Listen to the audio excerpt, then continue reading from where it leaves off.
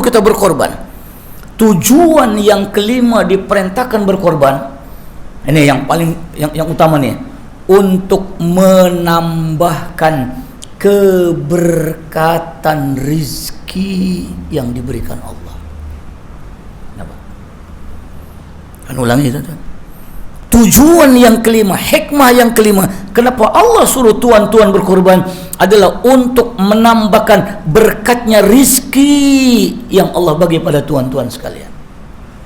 Anda tidak tahu tuan-tuan ada duit ni berkat tak berkat, tapi anda nak bagi tahu dengan tuan-tuan, rizki yang berkat tandanya ada 7 tanda keberkatan rizki. Coba tuan-tuan cek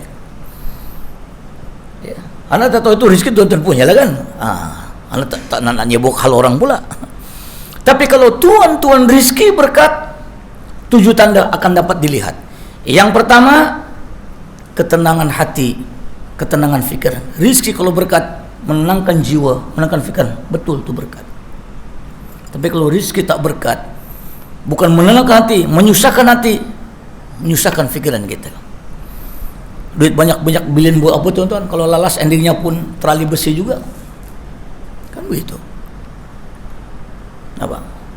Rizki yang berkat, ketenangan hati, ketenangan jiwa. Yang kedua, rizki yang berkat tandanya kebahagiaan hidup.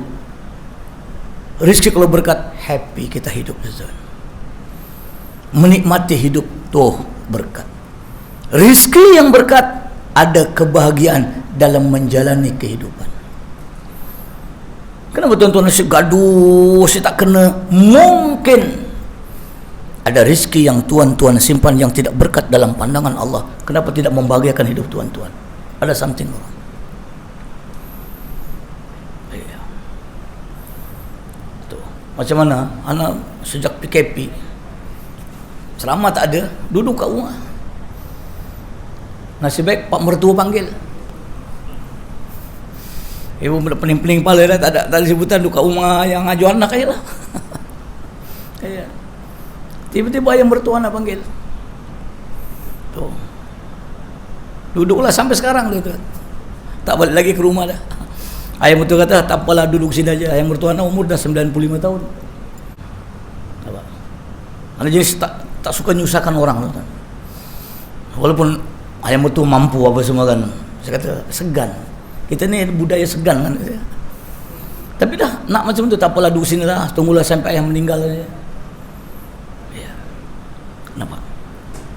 Ada kebahagiaan. Yang ketiga, rizki yang berkat ada kenikmatan dalam merasainya, kenikmatan dalam apa yang dimilikinya. Rizki kalau berkat, semua nikmat, betul tu berkat.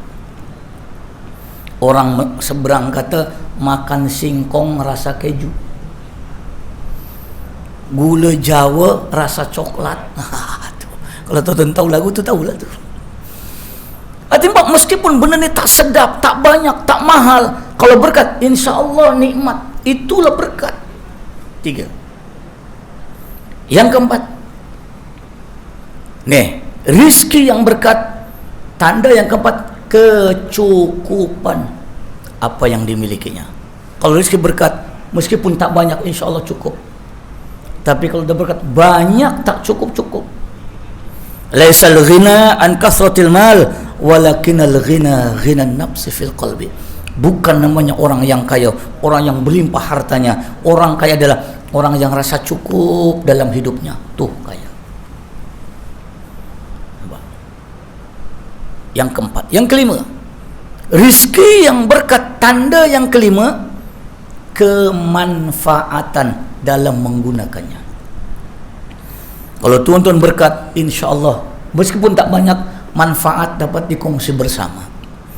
Anak yatim ditolong, fakir miskin dibantu, masjid surau diderma, madrasah disumbang, saudara di kampung susah ditolong, semua dapat manfaat. Tuh namanya berkat, kemanfaatan. Yang keenam, nih yang tak boleh tipu tuan-tuan, rizki yang berkat, ketaatan pada perintah Allah. Kalau tuan-tuan betul-betul berkat rezeki ni, ibadah, rajin, ilmu agama mendalam, akhlak cantik, tuh berkat, semua taat yang terbaik. Tapi kalau rezeki tak berkat, nak buat sembahyang, buat ibadah, memang payah, ada something wrong tu rezeki. Dan yang paling nampak sekali, endingnya rezeki yang berkat akan ada jalan keselamatan. Rezeki kalau tak berkat, Allah akan tunjuk, ini halal, ini haram, ini betul, ini salah, ini hak, ini batil, ini surga, ini neraka. Allah akan bimbing tuan. Dengan sebab rezeki yang berkat, selamat dunia, selamat akhirat. 7.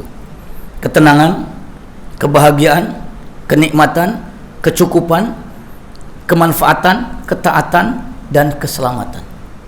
Tuh tanda rezeki berkat. Tuan-tuan cek sendiri. Tujuan kurban sebagai tanda kita nak menambahkan keberkatan rezeki. Yang kelima. Yang keenam, apa tujuan kita berkurban? Tujuan kurban sebagai sedekah. Sebagai sedekah orang kaya kepada orang miskin. Afdolus sadaqah fi yaumin nahar bihi raqati. Sebaik-baik sedekah pada hari raya kurban dengan memberikan daging kurban kepada fakir miskin. Tuh. Itu pasal kadang-kadang setengah-setengah surau ngurus kurban, kadang-kadang main cincai. Yang penting habis. Fakir miskin kemana? Iya. Kan begitu soalannya tuan-tuan. Kalau sekat sembelih habis, iya. Selesai kurban, tapi keberkatan daging kurban tu kemana dapat? Normal daging kurban, kalau tuan-tuan kurban di tempat tuan-tuan sekarang ni 3. Sepertiga orang yang punya, sepertiga orang kaya, sepertiga fakir miskin. Kalau tuan-tuan korban di tempat tuan-tuan sendiri, 3 bagian akan diambil masing-masing. Tapi kalau tuan-tuan kurban di tempat negara yang susah, 3-tiganya semua kembali kepada fakir miskin. Tuh beza dia, simpel saja. So, kadang orang tanyakan, Ustaz, kurban ni seeloknya dibuat di mana? Ana simple. Kalau nak tujuan ibadah, tak payah jauh-jauh. Di tempat kita ada ibadah, buat di tempat kita sendiri. Kalau tujuan ibadah. Kalau saya nak ibadah kurban, saya nak sedekah daging kurban, mungkin tempat yang lebih memerlukan, di situ afdolnya ibadah. Boleh faham? Simple. Tidak perlu gaduh. Amalukum ala qadri niyatikum. Amalan kamu bergantung nawaitu kamu. Simple. Kan begitu. Kenapa? Karena ada ibadah kurban, ada sedekah daging kurban. Ini yang jadi masalah nih. Anak duduk session 7 tu tuan. Semua itu standard aja semua tu tuan. Kadang-kadang kalau suruh robot, kadang-kadang sampai sangkut depan pintu itu, sangkut itu. Itu yang keenam. Yang ketujuh. Tujuan kurban yang ketujuh, untuk menambahkan kesejahteraan keluarga. Mungkin panasnya keluarga tuan-tuan, berbalahnya anak beranak tuan-tuan, mungkin asbab ada darah panas yang tuan-tuan patutnya ditumpahkan dengan sedikit korban yang ditunaikan, tuan-tuan tak buat. Itu yang jadi panas keluarga kita tuh. Coba kita niatkan bagaimana Nabiullah Ibrahim dapat kumpul lagi dengan keluarga dengan syarat sembelih anak. Ibrahim sanggup. Hanya apa? Jadi keluarga yang terbaik. Tujuan kurban yang ketujuh, untuk menambahkan kesejahteraan dalam keluarga dan rumah tangga kita, insya Allah.